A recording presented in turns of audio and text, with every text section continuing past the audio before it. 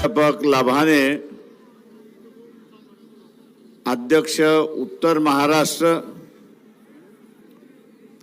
रविकांत वाहक, जिल्हा निरीक्षक जळगाव पश्चिम, हिंगोलीचे उपस्थित या ठिकाणी मोहन राठोड,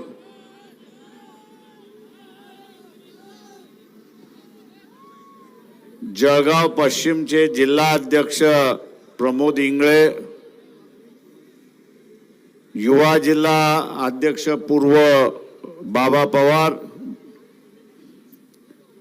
या ठिकाणी जितेंद्र केदार, महिला जिल्हा अध्यक्ष पश्चिमच्या असणाऱ्या संगीताताई साळुंके, पूर्वच्या असणाऱ्या वंदनाताई सोनवणे, त्याच्याच बरोबर जळगाव महानगरचे असणारे अध्यक्ष ललित गोगावले, सन्माननीय व्यासपीठ उपस्थित बंधूंनो आणि भगिनींनो,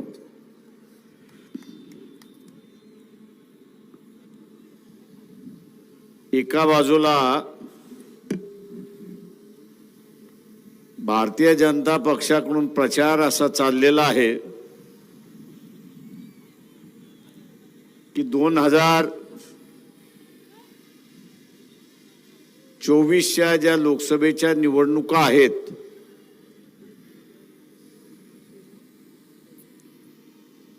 या निवडणुकांमध्ये आम्ही असणार 318, 324 लोकसभेच्या जागा आम्ही जिंकणार म्हणून त्या ठिकाणी घोषणा केली जाते। तो त्यांचा अजेंडा आहे। आपल्याला असणारा महाराष्ट्राचा अजेंडा बघायचा आहे आणि तो म्हणजे महाराष्ट्रातल्या 48 लोकसभा जागेपैकी किमान 30 लोकसभेच्या जागा या भारतीय जनता पक्षाच्या पदरात पडणार नाही याची दक्षता आपल्याला त्या ठिकाणी घ्यायची आहे। किमान 30।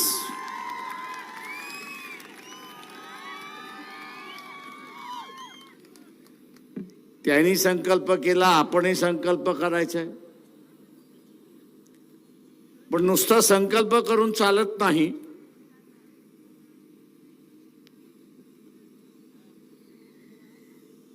तर इथे आपली बाजू खरी ठरवायची असेल,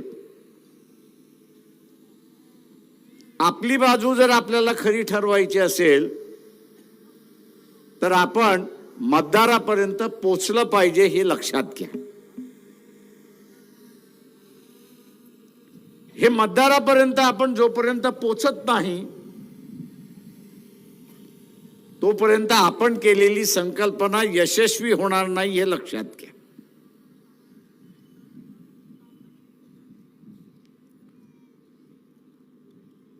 आता ही संकल्पना यशस्वी करायची असेल तर या सरकारच्या विरोधातला मतदार कोण आणि आपल्या बाजूने मतदान कोण करू शकतो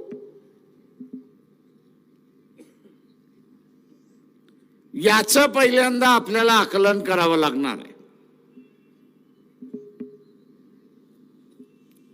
इथे सगळ्यात अस्वस्थ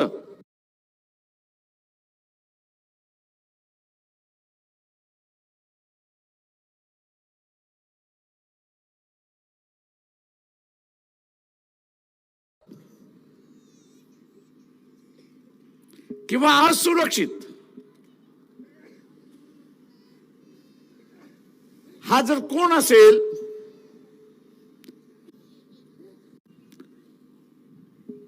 लागलेला हा जो कामगार आहे, अधिकारी आहे, कर्मचारी आहे,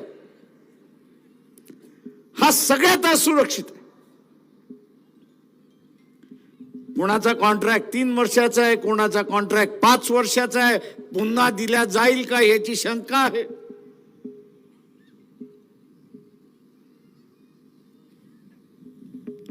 एकदा तिशी ओलांडली की शासन म्हणते आम्ही तुम्हाला घेऊ शकत नाही.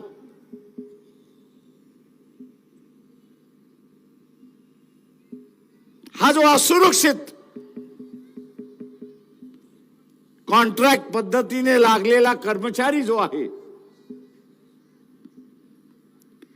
त्याला आपण पक्षाच्या भूमिकेमध्ये एक आश्वासन करतो की उद्याची असणारी सत्ता आणि या सत्तेमध्ये जर वंचित बहुजन आघाडी सहभागी असेल तर त्याला परमनंट केल्या जाईल हे आश्वासन आपण त्या ठिकाणी देतो.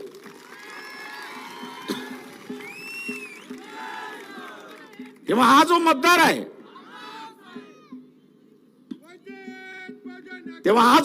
आहे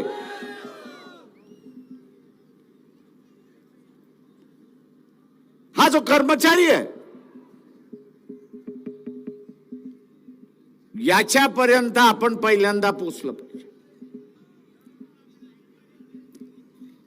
आणि त्याला पक्षाची भूमिका आपण समजावून सांगितली.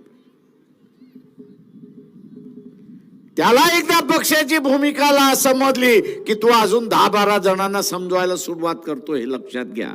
कारण का त्याला टेम्पररी आणि असुरक्षित वातावरणातून त्याला सुरक्षित आणि परमनंट व्हायचं हे आपण लक्षात घ्या.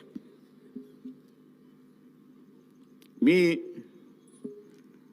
हा जो कॉन्ट्रॅक्ट वरती लागलेला कामगार जो आहे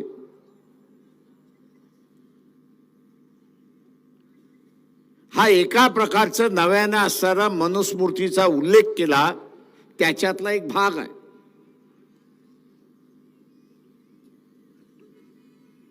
त्याच्यातला असणारा एक भाग आहे. तुम्ही शिकलात बरोबर झालं. तुम्ही शिकलेला जरी असला तरी आम्ही सांगू ते काम केलं पाहिजे. एक मानसिकता तयार केल्या जाते, एक लक्षात घ्या. येणाऱ्या नव्या गुलामीची मानसिकता या ठिकाणी तयार केल्या जाते.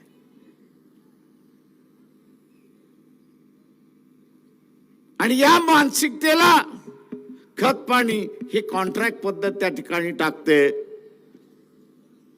कारण का प्रत्येक 5 वर्षानंतर, प्रत्येक 3 वर्षानंतर, प्रत्येक 2 वर्षानंतर तू आपला निवेदन घेत, मोर्चे घेत तिथे असणारं माझं कॉन्ट्रॅक्ट वाढवा म्हणून त्या ठिकाणी सांगतो. एक मानसिक आघात केला जातो. देश स्वतंत्र झाला, संविधानाने सांगितलं की इथला असणारा जो कोणी कर्मचारी असेल हा कर्मचारी परमनंट असेल. त्यांनी चुका केल्या तरच त्याला सर्व्हिस मधनं काढण्यात जाईल, नाही तर तो परमनंट राहील, त्याच्या विरोधात कारवाई केल्या जाणार नाही. तशी असताना परिस्थिती होती.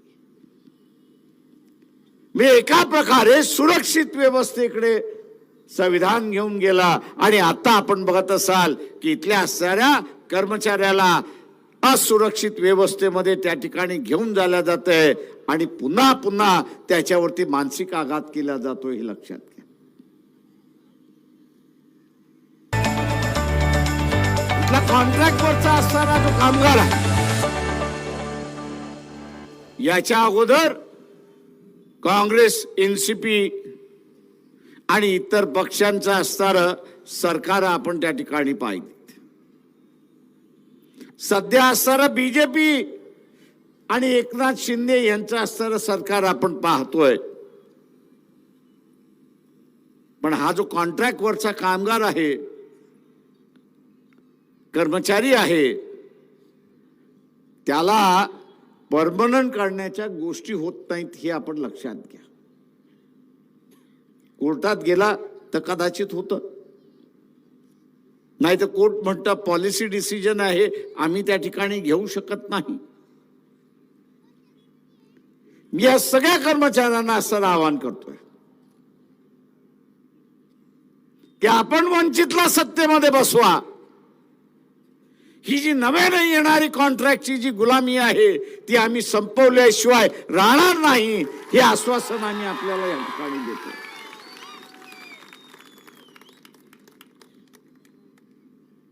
एक दुसरा वर्ग आहे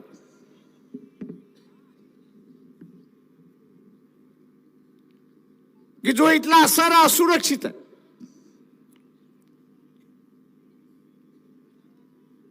आणि तो म्हणजे दिल्लीमध्ये जो शेतकरी,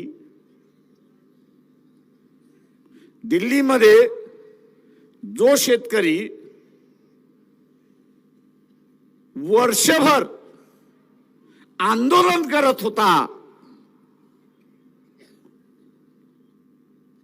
त्या शेतकऱ्यांचे प्रश्न,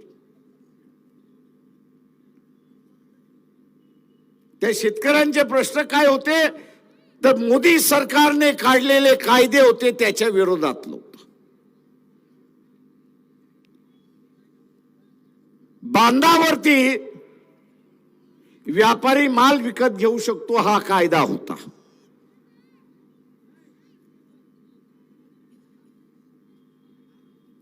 दुसरं होतं की बाजार समित्या ज्या आहेत त्या बरखास्त केल्या जातील.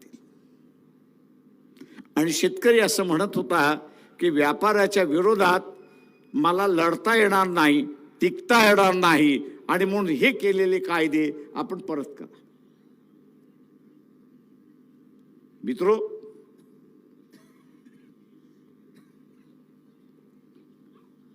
आज जर आपण पाहिलं, आज जर आपण या ठिकाणी पाहिलं की केंद्र शासन हमी भाव हे जाहीर करते, पण बाजारामध्ये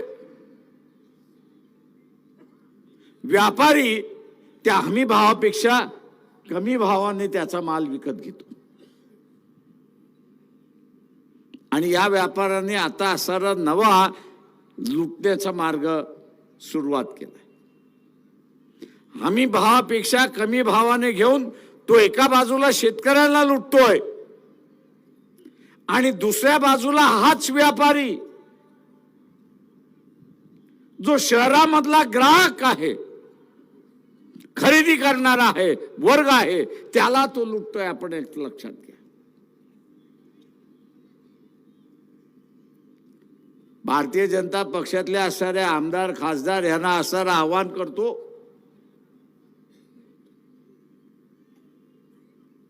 की मध्यंतरी टमाट्याचा तुटवडा लागला आणि झाला, महिनाभर तुटवडा राहिला. भारतीय जनता पक्षातल्या आमदार खासदारांनी इथल्या सरकारला आवाहन करतोय की कुठल्या दिवशी आणि कुठल्या बंदरामध्ये तुम्ही टमाटा बाहेरून आणला तो तरी सांगा.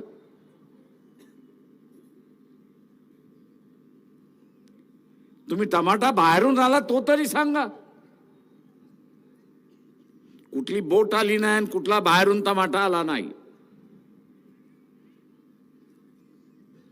हे व्यापाराचं सरकार आहे, हे सर्वसामान्य माणसाचं सरकार नाही. इलेक्शन आलं, फंड पाहिजे आणि म्हणून टमाट्याचा तुटवडा केला आणि महिन्याभरामध्ये या शासनाने 18,000 कोटी सामान्य माणसाचे लुटले, हे लक्षात घ्या.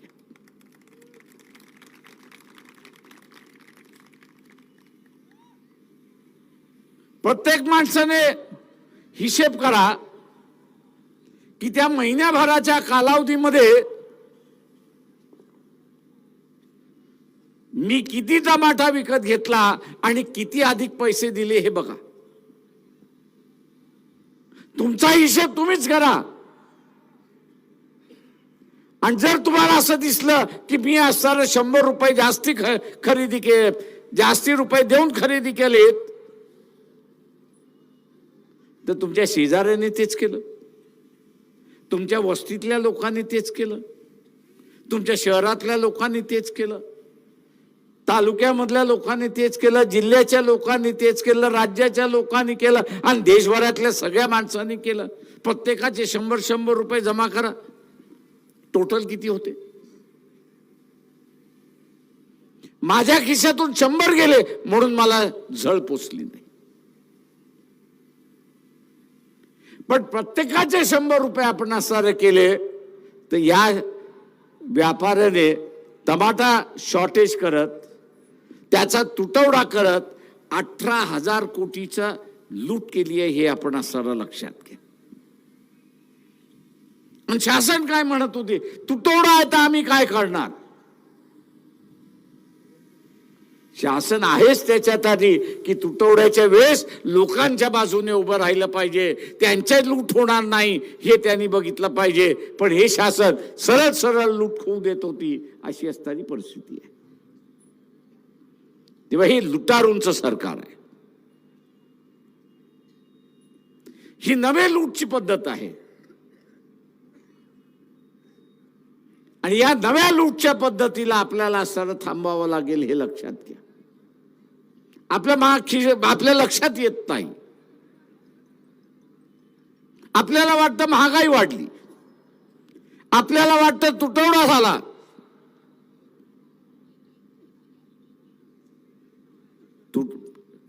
तुटवडा झाला तर कुठून तरी बाहेरून आला पाहिजे ती तूट भरून काढण्यासाठी. ती तूट भरून काढण्यासाठी बाहेरून कुठून येत नाही, तर इथे असणारा तुटवडा केला जातो. लक्षात येतं की आपण असणारा प्रचंड लुटलाय, आता भाव खाली करा आणि पुन्हा टमाट्याचा भाव खाली आला, अशी परिस्थिती. तुटवडा झाला तो अख्खा सीझनभर तुटवडा झाला पाहिजे, अख्खा सीझनभर भाव वाढला पाहिजे. महिन्याभरच वाढतो आणि महिन्याभरातच खाली पडतो, हे राजकारण आपण असणारा लक्षात घेतलं पाहिजे. ही नव्या लुटीची नांदी आहे, हे आपण लक्षात घ्या. आणि हे सरकार या लुटीला पाठीमागं घालतंय. या पाठीमागं घालणाऱ्या सरकारला आपण मातीत लोळवलं पाहिजे, एवढं असणारं लक्षात घेतलं पाहिजे. आणि म्हणून मित्रो,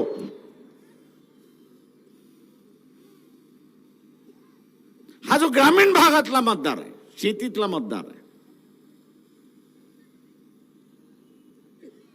की ज्याचा हमी भावाने माल घेतला जात नाही, हा एक मोठा वर्ग आहे.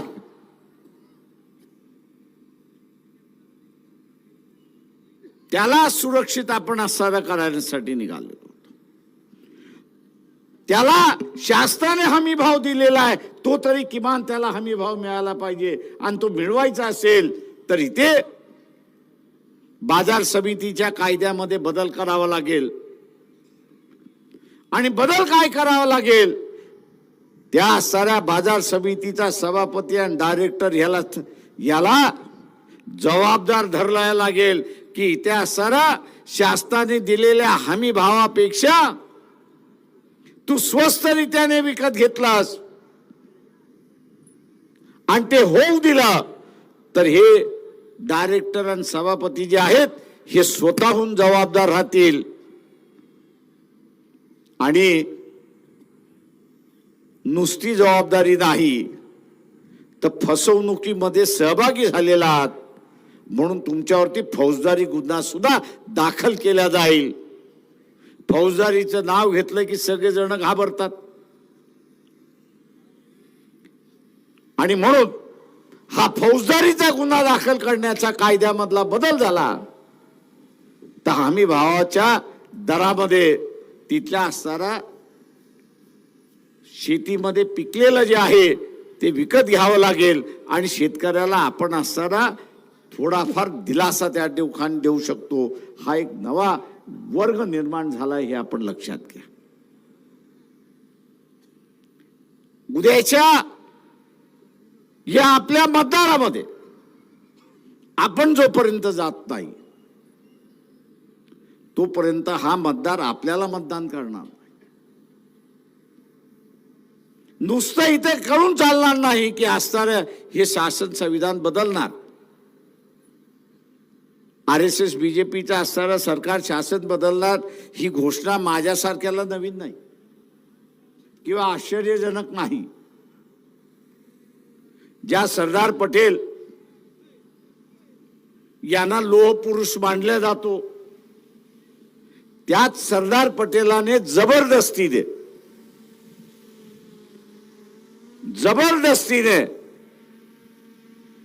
तुम्ही ही घटना मानणार असाल, देशाचा तिरंगा हा नॅशनल फ्लॅग आहे आणि अशोक चिन्ह हे ह्या देशाचं सिम्बॉल आहे हे मान्य करणार असाल तर तुम्हाला जेलमधनं सोडतो, नाही तर मी सोडत नाही. जेलमधनं बाहेर येण्यासाठी एग्रीमेंट केलं आणि जबरदस्तीने मान्य करायला. आता ते जबरदस्तीने मान्य केलं, आता ते म्हणतात ते आम्ही बदलणार. आम्ही त्या काळी शपथ घेतली होती की ही घटना आम्ही मान्य करणार नाही.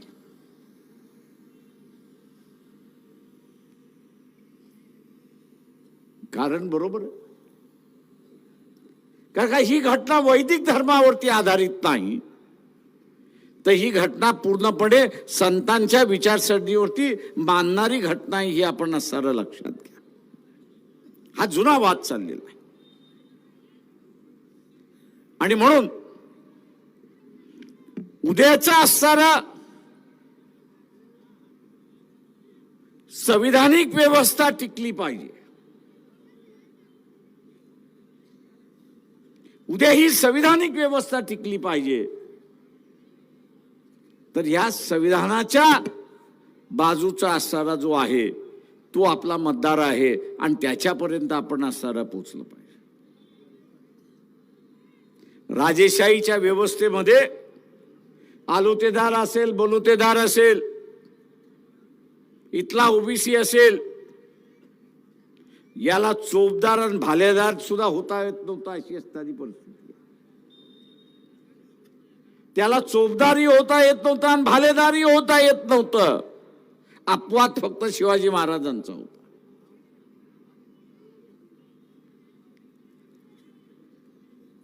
आपण हा प्रचार केला पाहिजे की उद्याची असणारी ही जी नवीन व्यवस्था आहे, या व्यवस्थेमध्ये आम्हाला भालेदार आणि चोपदार होण्याचा अधिकार राहणार आहे का, आणि तो कशा पद्धतीचा राहणार आहे याचं विवरण तर असणार करा.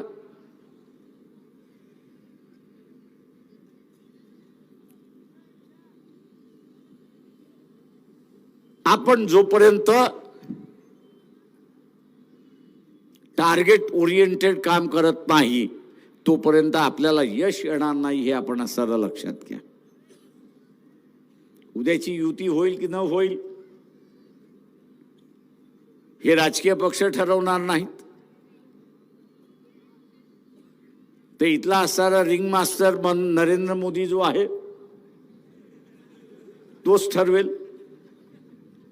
आता बसल्या बसल्या मी असणारी एक बातमी दाखवत होतो की 21 तारखेला केजरीवालला ईडीने समन्स केलेला आहे, बोलवलेला आहे.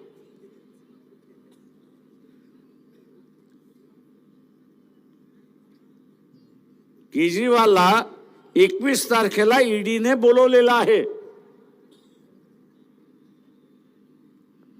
आता तुम्हाला पोलिसांनी बोलवल्यानंतर तुम्ही काय करता?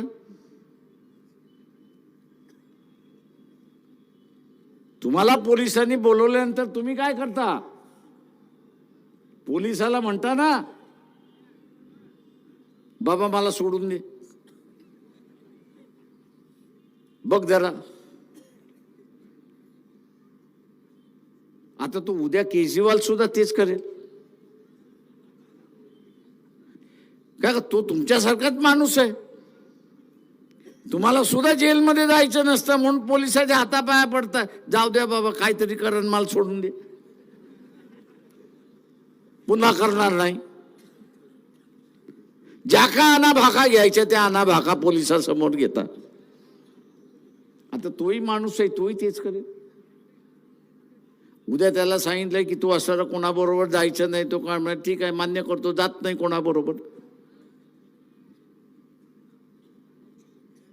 तुम्हाला असं वाटतंय की नाही इथे असताना सगळ्यांनी एकत्र बसलं पाहिजे आणि बीजेपीच्या विरोधात लढलं पाहिजे? भावना ठीक आहे, पण वस्तुस्थिती वस्तुस्थिती हा रिंग मास्टर जो आहे, हा रिंग मास्टर कधी हत्तीला उभा करतोय, कधी घोड्याला उभा करतोय, कधी अस्वलाला उभा करतोय, कधी कुत्र्यालाही उभा करतोय. आणि म्हणून या रिंग मास्टरला वाटलं की युती व्हावी, तर युती झाली.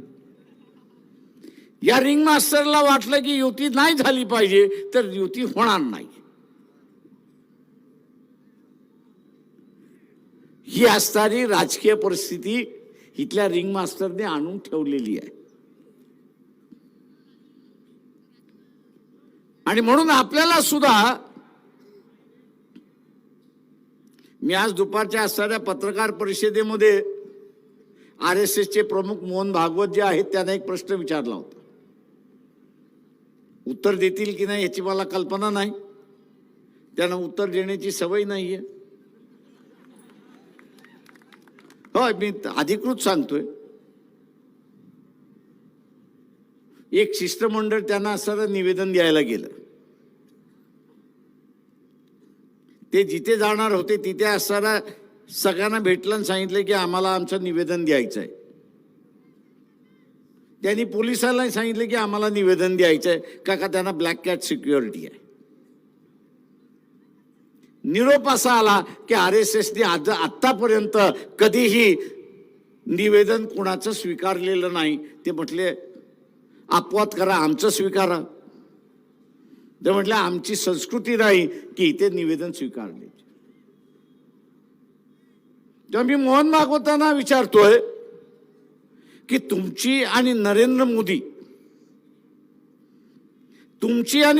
मोदी वर्षभरात भेट झाली का याचा खुलासा करा. का दोन हिटलर आहेत. एक संघटनेतला हिटलर आहे आणि दुसरा लोकशाहीतला हिटलर आहे. तेव्हा आम्हाला ह्या दोन हिटलरांची भेट झाली आहे का ह्याची माहिती पाहिजे.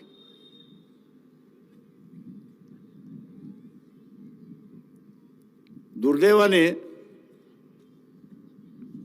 माझ्या टीकेनंतर आता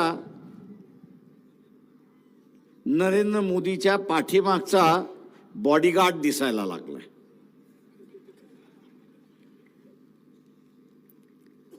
का मीच म्हणत होतो की नरेंद्र मोदी हा एकटाच दिसतो, दुसरा कोणी दिसत नाही लाल किल्ल्यावरनं.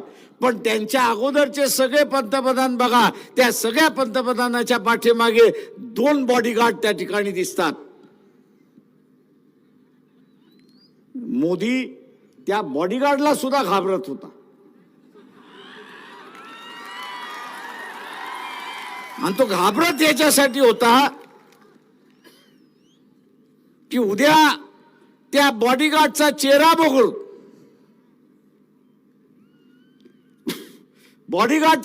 बघून लोकांनी ही चर्चा केली की मोदीपेक्षा बॉडीगार्ड चांगला आहे.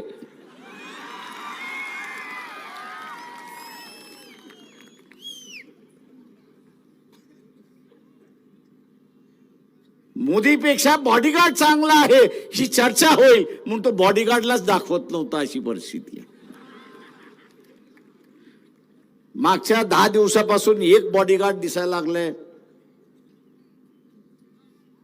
एक बॉडीगार्ड दाखवला जातोय. अशी असणारी परिस्थिती आहे. म्हणजे ज्या माणसाला आपले अंगरक्षक जे आहेत, आपल्या स्वतःच्या सुरक्षितेसाठी आहेत, त्यांना दाखवण्यावरून सुद्धा त्याला भीती वाटते.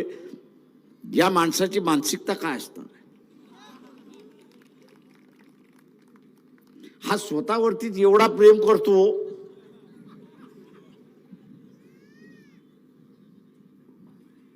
आणि उद्या जर पंतप्रधान झाला नाही ना, आपला चेहरा दिसला नाही, तर हा वेड्याच्या हॉस्पिटलमध्ये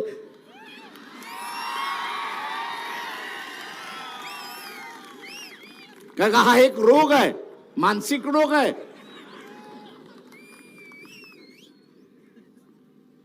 आणि म्हणून मित्रो,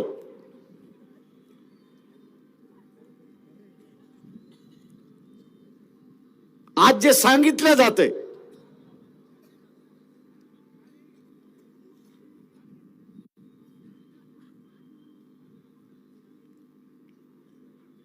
की मोदींशिवाय पर्याय नाही,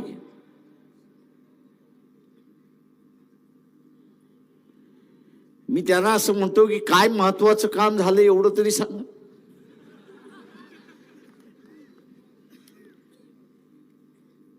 नाहीतर मध्यंतरी अमेरिकेचे राष्ट्रपती आले होते जो बायडन, त्या दोघांची प्रेस कॉन्फरन्स चालली होती. तुम्ही सगळ्यांनी टीव्ही वरती पाहिलं असेल. मोदीच्या हातामध्ये ग्लास होता की नव्हता? त्या ग्लासचा असताना संकेत असतं. संकेत काय असतं की तुम्ही दारू पिणार असाल तर ह्या ग्लासमध्ये असतं, या हातामध्ये ग्लास असतो. आणि तुम्ही दारू पिणार नसाल तर तुमचा ग्लास या हातामध्ये असतो. मोदीने चुकून तो चुकून दारूचा ग्लास चुकीच्या हातामध्ये धरलं होतं. आणि ती सगळी प्रेस कॉन्फरन्स जगामध्ये चालली होती. म्हणून मोदीची बदनामी होईल की मोदी दारू पितात म्हणून बदनामी होईल, या काळजीपोटी ते बायडननी सांगितलं की मोदीजी आपला ग्लास जो आहे तो चुकीच्या हातामधला आहे, तो बदला. आता ते संभाषण इंग्रजीमध्ये होतं.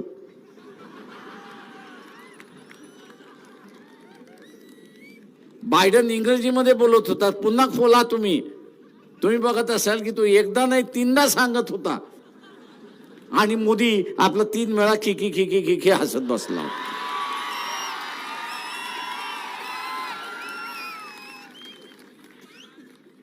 मी माझ्या मनातलं नाही सांगत आहे. तुम्ही आजही गेला तर तुम्हाला असणाऱ्या युट्यूब वरती तो सीन दिसेल. आणि शेवटी बायडन स्वतः म्हणणारे ह्याला मी सांगतोय नीट वाग तरी हा नीट वागत नाही.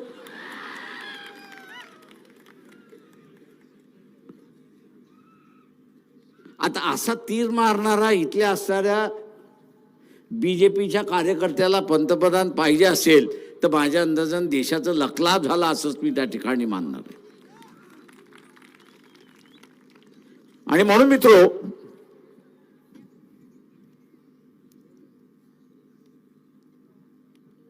आता रेल्वेनी प्रवास करायला 10-15 दिवस अगोदर तिकीट काढावं लागतं. तेही कन्फर्म होईल की नाही हेही माहिती नाही. पुन्हा कधीतरी त्याचा असणारा समाचार घेईल की देशाला असणारा फार चांगल्या रीतीने चालवलेला आहे, गाड्या नव्या आलेल्या आहेत, अमुक नव्या आलेल्या आहेत, पण असणाऱ्या लोकांच्या सोयीच्या गाड्या या बंद झाल्या, अशी असणारी परिस्थिती आहे.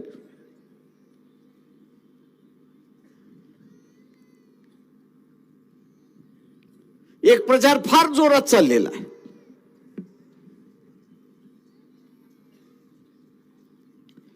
आणि तो म्हणजे की ह्या देशाला हिंदू धर्म म्हणून घोषित केला पाहिजे. मी या सगळ्यांचं दुर्दैव मानतोय. मी दुर्दैव ह्याच्यासाठी मानतोय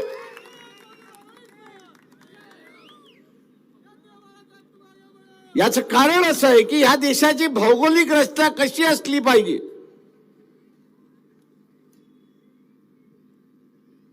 याचा त्या काळचा असणारा विचार फक्त बाबासाहेबांनी केला. ज्यांनी कोणी असणारं थॉट्स ऑन पाकिस्तान हे पुस्तक जर वाचलं असेल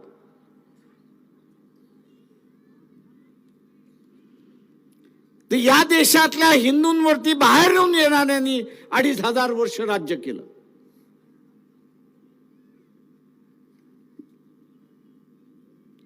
मोगलांनी केलं, ख्रिश्चनांनी केलं, फारसीनी केलं.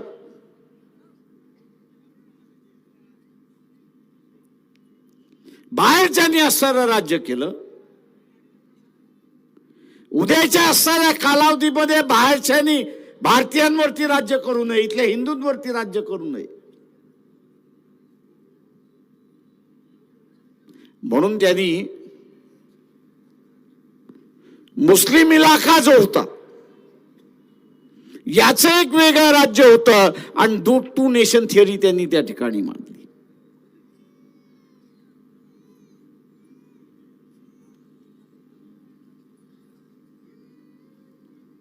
की उद्याच्या असणाऱ्या कालावधीमध्ये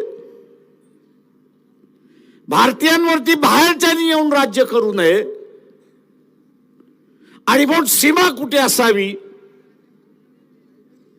आणि ती सुरक्षित कशी राहावी याची असणारी मांडणी केली.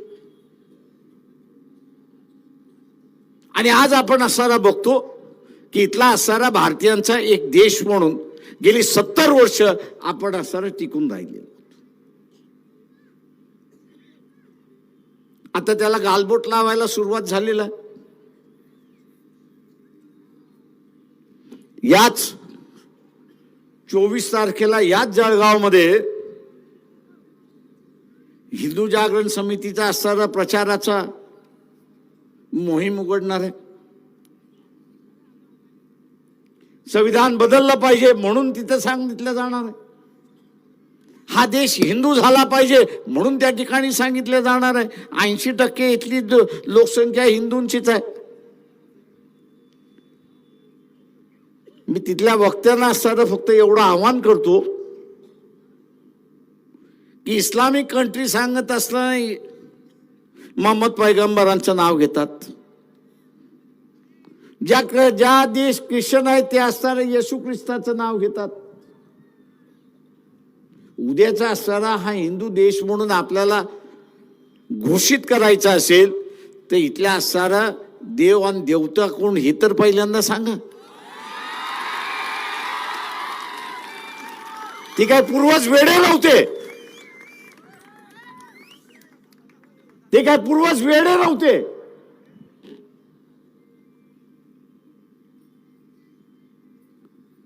की त्यांनी या देशामध्ये धर्म पाळायला सगळ्यांना अधिकार होता.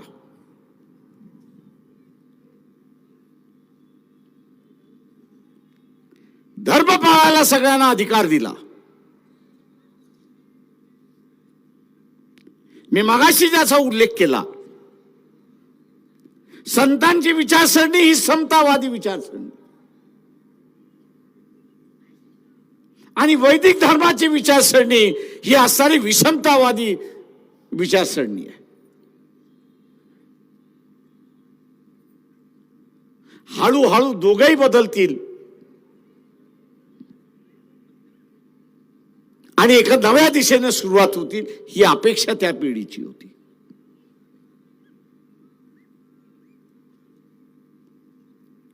मी मध्यंतरी असणारा म्हणालो होतो, RSS वाल्यांना म्हणालो होतो की तुमचं असणारं हे जे कल्चरल नॅशनलिझम आहे ना, सांस्कृतिक राष्ट्रवाद असं म्हणतात, या स्टेजवरती आणि आम्ही वाद घालतो आणि लोकांना निर्णय करू द्या त्याला सांस्कृतिक राष्ट्रवाद पाहिजे की भौगोलिक राष्ट्रवाद पाहिजे याचा निर्णय त्यांना असताना करू द्या. मित्रो,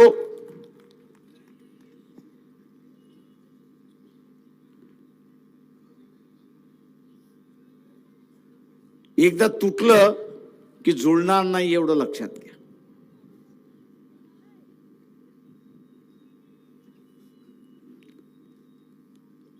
रामायण महाभारताची सिरीज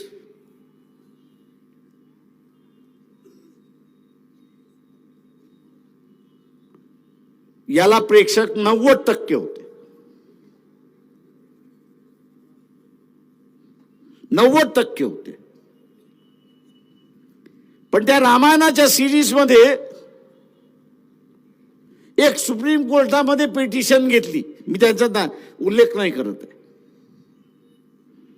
आणि त्या पिटिशनचा गाभा काय होता, की कुठल्या देवाने कोणासमोर झुकलं आणि कुठल्या देवाने कुठल्या समोर झुकल्यामुळे माझ्या भावना दुखल्या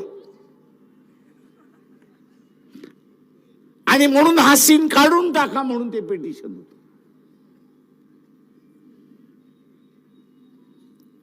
कसं बस करून ते पिटिशन तिथला असणारा रफा दफा काढण्यात आला. पण गाभा आपण लक्षात घ्या,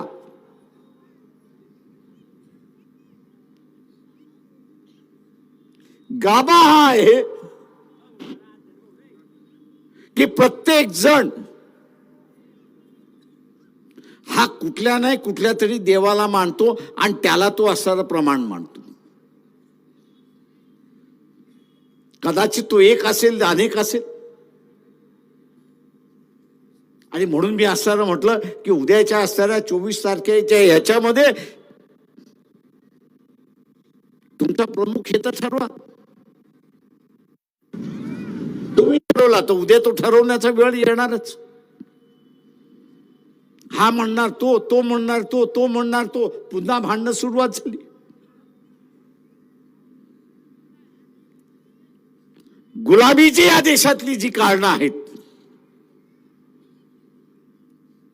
ती ही विभक्तपणाची असणारी कारणं आहेत.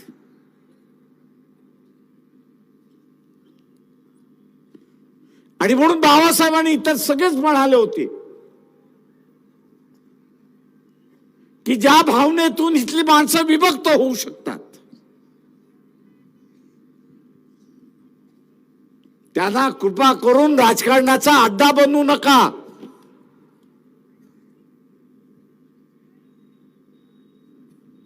आज आपल्याला दिसते की ज्याच्यावरती एकमत होऊ शकत नाही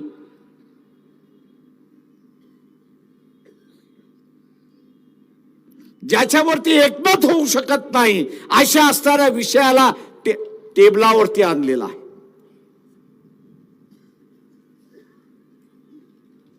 एकमत झालं नाही तर भांडणं आहेत, भांडणं झाली की भेगा आहेत, भेगा झालं की वेगळं होणार.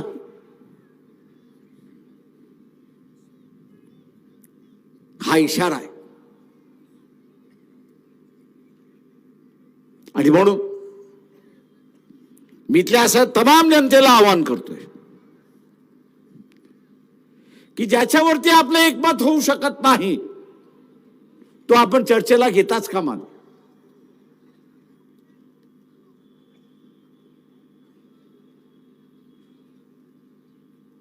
तो आपण चर्चेला घेताच कामा नये. आणि ह्या देशामध्ये माणसांमधला भेदभाव आपल्याला वेगळा करता का. इथे सगळ्या हिंदूंना एकत्र करायचं असेल तर आपण काय वापरतो. एक तर पाकिस्तान तरी वापरतो, नाही तर अँटी मुस्लिम हे तरी आपण वापरतो. इथल्या सर्व हिंदूंना एकत्र करायचं असेल तर पाकिस्तान तरी वापरतो, नाही तर अँटी मुस्लिम आपण असताना वापरतो. इथल्या सगळ्या सवर्णांना एकत्र करायचं असेल तर अँटी रिझर्वेशन आपण असताना त्या ठिकाणी वापरतोय.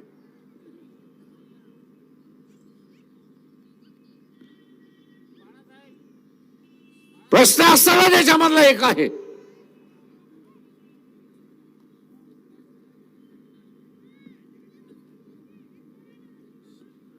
की आम्ही एकत्र येतोय कशावरती.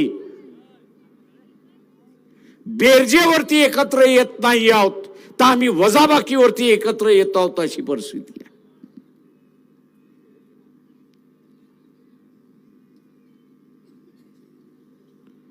जिथे बेरजेवरती एकत्र येतो तिथं नवीन घडवता येतं, पण जिथे वजाबाकी आहे तिथे फूट अशी असणारी परिस्थिती आहे.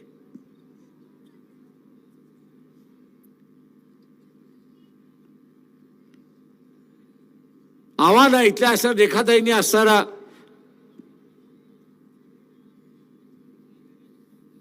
नॉर्थ ईस्ट मधल्या कुकी आणि मैथी या 2 ट्राइब्स मधल्या असणारे भांडणाचा उल्लेख केला.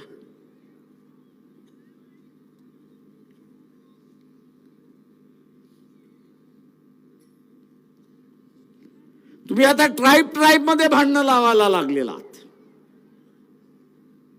दुर्दैवाने इथला असणारा खडसेने सुद्धा त्याच्यामध्ये असणारा हात घातला, अशी असणारी परिस्थिती आहे. आदिवासींना धर्म नाही, तो हिंदू आदिवासी असेल किंवा मुस्लिम आदिवासी असेल किंवा ख्रिश्चन आदिवासी असेल, त्याला आरक्षण तो आदिवासी आहे म्हणून त्या ठिकाणी मिळतोय.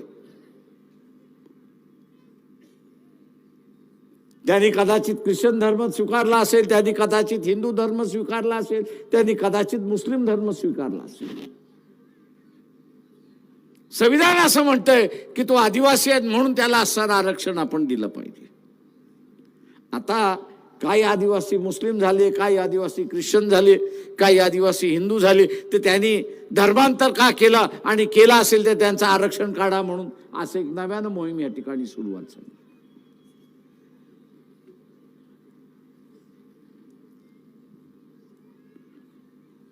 मिटवण्याच्या ऐवजी विभक्तपणा कसा वाढेल असंच हे बघितलं जाते. नाताभाऊ तुम्हाला राज्यकर्ता होतात,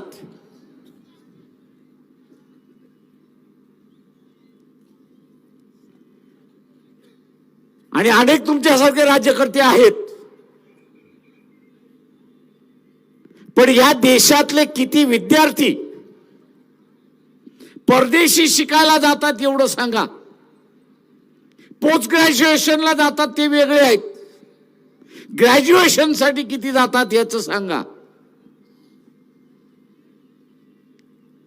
जी काय आकडेवारी बाहेर आलेली आहे, 22 लाख विद्यार्थी बाहेर जातो. ग्रॅज्युएशन करण्यासाठी 22 लाख विद्यार्थी बाहेर जातो, आणि हा प्रत्येक विद्यार्थी 40 ते 50 लाख खर्च करतो, अशी असताना परिस्थिती. तुम्ही राज्यकर्ते होतात, शाळा खोलल्या असत्या, कॉलेजेस खोलल्या असत्या, मेडिकलच्या, इंजिनिअरिंगच्या, आर्किटेक्टच्या, वेगवेगळ्या ह्याच्या, IT च्या असणाऱ्या खोलल्या असत्या, ते 22 लाख विद्यार्थी बाहेर गेले नसते. हे 22 लाख विद्यार्थी बाहेर गेले नसते, आणि हे 22 लाख विद्यार्थी इथं शिकत असते, तर तेवढेच प्राध्यापक लागले असते आणि तेवढाच नॉन टीचिंग स्टाफ लागला होता. रस्त्यावरचा हा जो बेरोजगार आहे, आज रस्त्यावरचा असणारा बेरोजगार आहे, कदाचित अर्धा बेरोजगार हा या शाळेमध्ये लागला असता, अशी परिस्थिती आहे.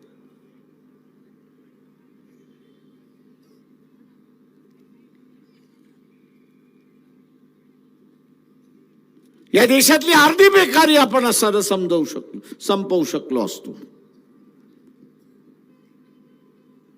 आणि 50 लाखाच्या निमित्ताने या देशाची संपत्ती जे परदेशी चाललेली आहे ती कदाचित आपण थांबवली असती, आणि इथल्या असणाऱ्या गोरगरिबाचा प्रश्न आपण त्या ठिकाणी सोडवला असता. मित्रो,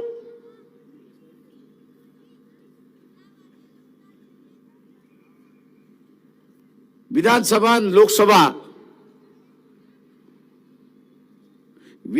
आणि लोकसभा या माणसांच्या पोटाचा प्रश्न आणि सुरक्षिततेचा प्रश्न त्या ठिकाणी सोडवतात.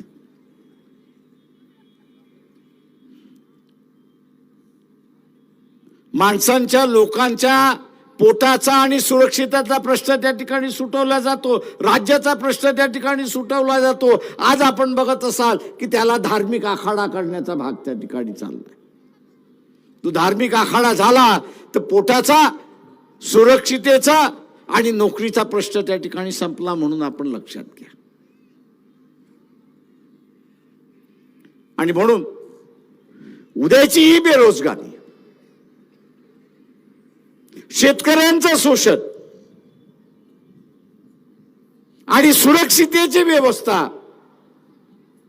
ही जर आपल्याला साधायची असेल तर त्याची माणसं आपल्याला त्या ठिकाणी पाठवली पाहिजे.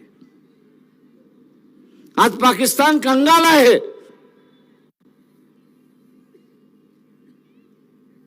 दोन दिवस सुद्धा लढण्याचं शस्त्र त्यांच्याकडे नाही, पण पण आजही आपण बघत असाल सीमेवरती दर तिसऱ्या दिवशी 2 जवान मरतात आहेत अशी परिस्थिती आहे. अरे तुम्हाला असताना 56 इंचाची छाती आहे. या 56 इंचाच्या छातीमध्ये एक पुलवामा आणि त्याच्यानंतर उरी. अरे पुन्हा घुसा आणि मोकळं व्हा ना एकदाच. पण गांडीत दम पाहिजे.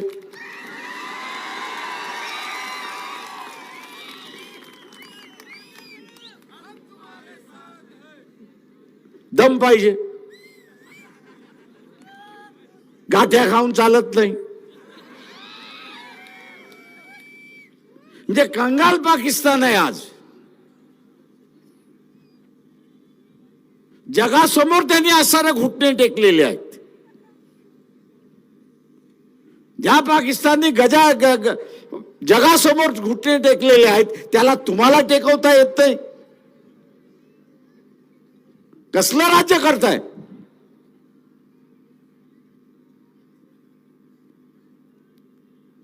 आणि म्हणून मित्रो, आपण खऱ्या अर्थाने विस्कळीत होत चाललोय अशी असणारी परिस्थिती आहे. समाजाची घडी विस्कळीत चाललेली आहे. आज एका बाजूला ओबीसी टाकलाय आणि दुसऱ्या बाजूला मराठा टाकलाय. ओबीसी सरळ सरळ म्हणतोय मी यावेळेस मराठ्याला मतदान देणार नाही. अरे ही कुठली भाषा आणि ही कुठली परिस्थिती? ती ह्या इलेक्शन मध्ये होणार आहे की 70% 80% ओबीसी हा मराठ्याला मतदान देणार नाही. आपली ही आपण असणारी ही परिस्थिती बघतोय की हाताबाहेर जाता कामा नये.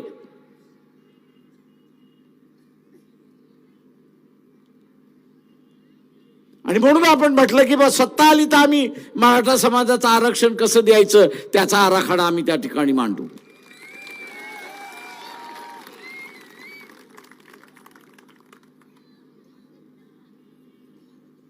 सरकार बैठकावरती बैठका जसं तारीख पे तारीख तशा रीतीने हे चाललेलं आहे. आणि म्हणून जाता जाता मी एवढंच आव्हान आपल्याला करणार आहे की देशभरात काय होईल पण महाराष्ट्रामध्ये लोकसभेच्या किमान 30 जागा या नॉन बीजेपी पक्षाच्या येतील हे आपण त्या ठिकाणी पाहिलं पाहिजे. आणि ते आपण पाहाल ही अपेक्षा बाळगतो आणि आपली रजा घेतो. जय भीम, जय भारत.